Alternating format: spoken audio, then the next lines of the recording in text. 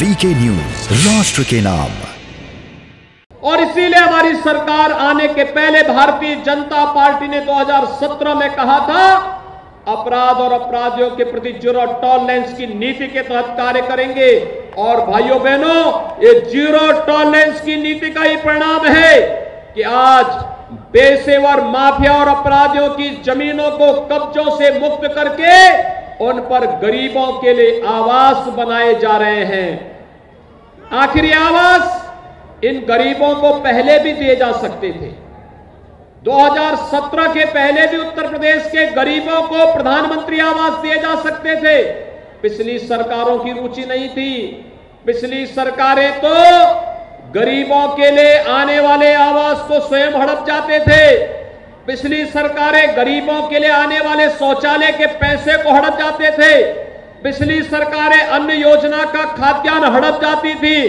पिछली सरकारें तो प्रदेश के अंदर अराजकता का प्रतीक बनकर के व्यापारियों की संपत्ति पर, गरीबों की संपत्ति पर उसी प्रकार से कब्जा करते थे जैसे श्री सिद्धार्थनाथ सिंह जी कह रहे थे कि एक पासी परिवार के 2 साल के बच्चे को एक माफिया फाड़ने की धमकी देता है कि अगर संपत्ति जबरन उस माफिया के नाम पर नहीं लिखाई तो 2 साल के मासूम बच्चे के साथ हम एक घटना करेंगे। इस प्रकार की धमकियां मिलती थी।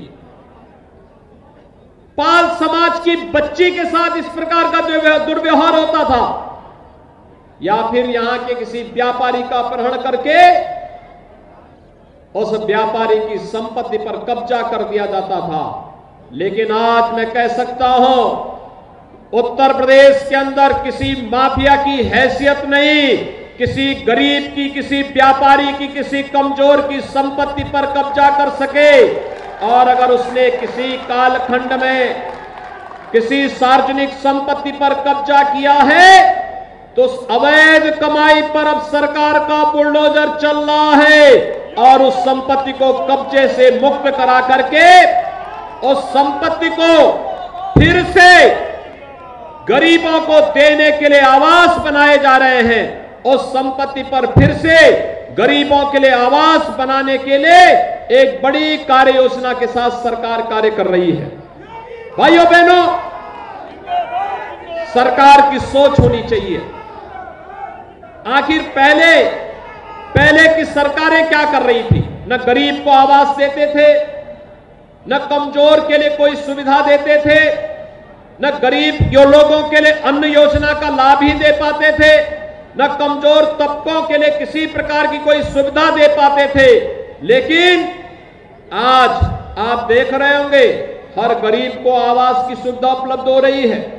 हमारी सरकार ने 4.5 वर्ष के अंदर प्रदेश के अंदर 43 लाख गरीबों को आवास की सुविधा का लाभ दिया है। और अगर मैं प्रयागराज की बात करूं तो प्रयागराज में 1.25 लाख लोगों को आवास की सुविधा का लाभ मिला है। 7 digital news channel, VK news, राष्ट्र के नाम।